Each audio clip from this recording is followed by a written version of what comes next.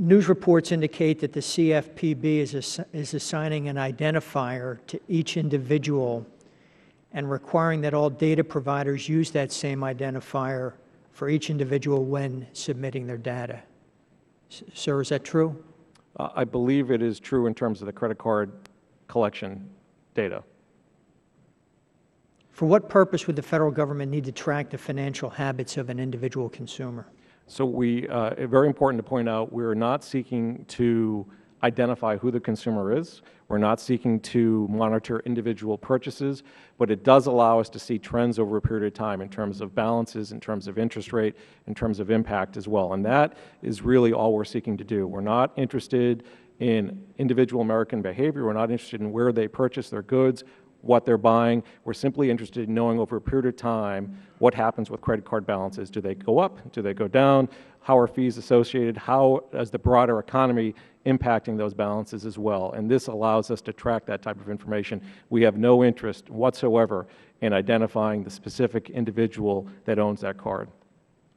But if you're using identifier numbers on this data that's being collected, the amount of which you haven't been able to really tell us today how much, and I certainly hope so that you'll follow up the questions where you had no specific answers and provide that information to the committee.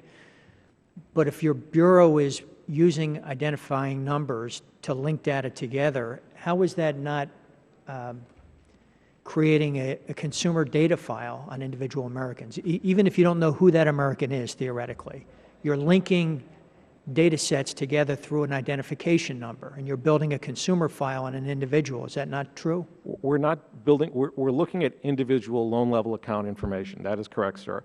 But we are not seeking to determine who that particular consumer is. That is the way that we can understand how these marketplaces are working. That is how we can basically determine where risks may lie, look at trends over a period of time. But we have no interest whatsoever in trying to determine or reverse engineer who that specific individual is.